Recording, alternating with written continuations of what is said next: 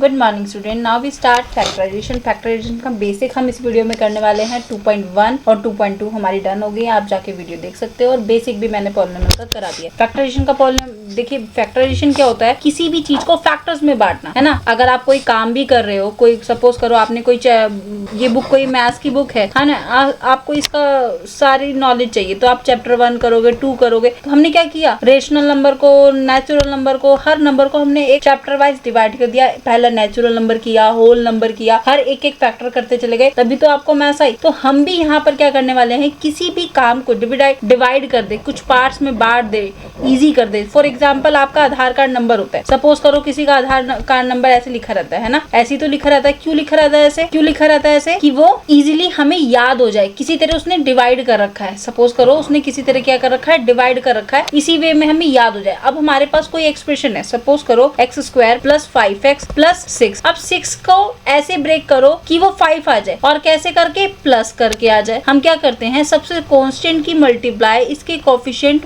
1 से करेंगे। x² का जो हाईएस्ट डिग्री होगी उसके कोफिशिएंट 1 से करेंगे। कितना आ जाएगा, 6 ही आ जाएगा। 6 × 1 करोगे तो 6 ही आएगा। अब 6 के फैक्टर करोगे तो 2, 3, फिर 3 से करोगे तो कितना, 1 आ गया। अब इन दोनों को प्लस करके क्या आना चाहिए, 5 आ रहा है ना। x² + 2x + 3x + 6। एक तो ठीक है, इन दोनों में से कॉमन ले लो और इन दोनों में से कॉमन ले लो। कितना आ जाएगा, x कॉमन, x + 2, और इसमें से क्या कॉमन आएगा, 3x + 2। अब x + 2 इसके पास भी है और इसके पास भी है, फिर यहाँ से भी कॉमन ले लेते हैं। क्या रिमेन बच गया, x + 3। तो ये हमारे क्या हो गए, दोनों फैक्टर हो गए। अब कई बार बच्चे कहते हैं कि इसको ऐसे लिख दिया तो ऐसा नहीं। अगर मैं 3x को पहले और 2x को बाद में लिखती तब भी मेरे पास रिजल्ट वो ही आना था। इन दोनों में से कॉमन लो, इन दोनों में से कॉमन लो, क्या कॉमन आ जाएगा, x + 3 बचेगा, और 2 कॉमन लोगे तो x + 3 बच जाएगा। अब ये x + 3 फिर से कॉमन ले लिया, क्या बचा, x बचा, क्या है, प्लस, और फिर देखो सेम फैक्टर बनाया ना, तो दोनों ही केस में सेम ही आएगा। अब मैं कुछ और एग्जांपल लेती हूँ साइन के, मतलब नेगेटिव साइन के साथ, ठीक है ना। सपोज करो ऐसे x² - kx + k6, ठीक है। अब 6 है, अब इसके फैक्टर, इसकी मल्टीप्लाई से करोगे कोफिशिएंट से 1 ही है ना, तो कितना आ जाएगा, 6, 2 से करोगे 3, 3 से करोगे 1। अब वो क्या कह रहा है, यहाँ पे ना इसे माइनस कर देते हैं, ठीक है। अब माइनस करके क्या आना चाहिए, 1 आना चाहिए। माइनस करके क्या आना चाहिए, 1। आप सिर्फ 1 मत लो, यहाँ पर ये माइनस को साथ में लेके चलो, है ना। इस माइनस को साथ में लेके चलो। कैसे लिखूं मैं, 2 - 3, है ना। 2 - 3 लिखती हूँ तो मेरे पास माइनस का 1 मिल जाएगा। मुझे क्या मिल जाएगा, माइनस का 1। मैं तो मैं ऐसे लिखूँ 3 या 2 - 1। अब मुझे क्या मिल रहा है, माइनस का 1।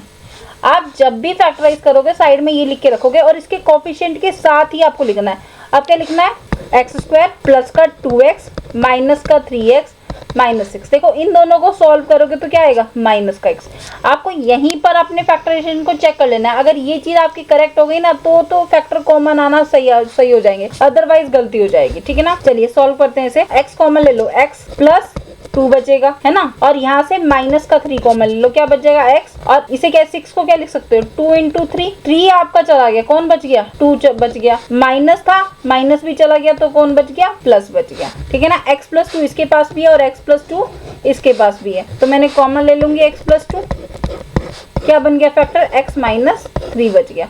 तो ये दोनों हमारे क्या हो गए, फैक्टर हो गए, ठीक है। एक तो ये वे हुआ कि जब हम अपनी तरफ से कांस्टेंट, मतलब किसी एक्सप्रेशन को ऐड सब्ट्रैक्ट करते हैं और उसमें से कॉमन वगैरह लेके फैक्टर निकालते हैं। लेकिन फैक्टराइजेशन के लिए सबसे बड़ा बेस हमारा होता है आइडेंटिटीज। आइडेंटिटीज क्या है, आइडेंटिटीज से मतलब है कि जो लेफ्ट में है वो ही राइट में है। आइडेंटिटीज से क्या मतलब है, जो लेफ्ट में है वो ही राइट में है। अब देखो आप x² - x में कुछ वैल्यू रखोगे और फैक्टर में वो वैल्यू रखोगे, दोनों का क्या आएगा, सेम आएगा। सपोज देखो मैं बताती हूँ, यहाँ पर मैं x की वैल्यू को क्या रखती हूँ, सपोज करो मैंने x² - x प्लस, इसमें मैंने x को 1 रखा, तो कितना आ जाएगा, 1 का स्क्वायर -1 और -6। इन दोनों को सोल्व करोगे, 1 - -6, इन दोनों को कैंसिल हो जाएगा, कितना आ जाएगा, -6। अब इसमें भी मैं x को 1 पुट करती हूँ, है ना। 1 पुट करा, 1 + 2 और 1 - 3, तो कितना हो गया, 3 × -2। तो इन दोनों करोगे कितना आ गया, -6। देखो दोनों का -6 आया ना। तो ये समझ रहे हो मेरी बात, कि अगर हम आइडेंटिटीज की बात करें तो जैसा हमारा लेफ्ट में होता है वैसा ही राइट में होता है। अब हम कुछ आइडेंटिटीज पढ़ेंगे जो आपके इस चैप्टर में बहुत काम आने वाली है, जो स्पेशली इन 2.4 में, ठीक है। एक्सरसाइज 2.4 में ये इम्पोर्टेंट है और वैसे भी इम्पोर्टेंट है। देखो इन दोनों की आइडेंटिटी क्या है, एक्स का square plus a plus b into x plus a b. जहाँ पर अगर मान लो सपोज करो आपके पास x माइनस 2 आ जाता है और x प्लस 3 आ जाता है, तो आप क्या यूज करेंगे, x plus as it is रखना है। a की वैल्यू क्या है, -2 रखना है, यहाँ पर प्लस है प्लस रखना, फिर क्या है 3 तो 3 रखना, फिर x चल रहा है फिर प्लस ही रखना। a की वैल्यू क्या है -2 और b की क्या है 3। इस तरह से आप पुट करोगे। अगर a और b की वैल्यू में कोई माइनस आ जाता है तो आप उस माइनस को उसके साथ लेके चलोगे और सॉल्व भी करोगे, ठीक है ना, सॉल्व भी कर दोगे उसे। ये आपकी 2.4 के लिए फैक्टर्स की आइडेंटिटीज ये बहुत इंपॉर्टेंट रहने वाली है। देखो इसकी आइडेंटिटी क्या होती है, जिस वे में मैं लिख रही हूँ ना, इस वे को आप देख लो और 5-6 बार तो एटलीस्ट लिख लो, कोई आइडेंटिटी आप भूलने वाले नहीं हो, ठीक है। और जिस वे से मैं एक्सप्लेन करूंगी अभी देखना।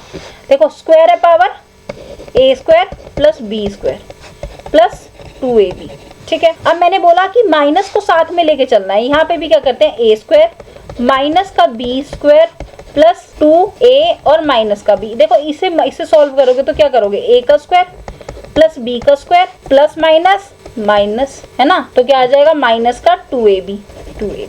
समझ में आई मेरी बात। हमने क्या किया है कि माइनस को साथ में लेके चले और फिर बाद में सॉल्व करके दे दिया। अब इसे डायरेक्ट लिखना हो तो कैसे लिखेंगे, a square plus b square minus 2ab, है ना।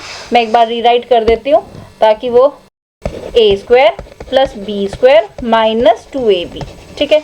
अब देखो a के ऊपर स्क्वायर और b के ऊपर स्क्वायर, a प्लस b और a माइनस b, एक बार प्लस के साथ जाएगा एक बार देखो दो है ना, यानी 2 फैक्टर बनेंगे। पावर 2 होती है तो 2 फैक्टर बनते हैं, पावर 3 होगी तो 3 फैक्टर बनेंगे, ठीक है। अभी आप पढ़ोगे भी, वॉल्यूम वाला एरिया वाला क्वेश्चन आएगा तो उसमें आप देखोगे भी, ठीक है ना।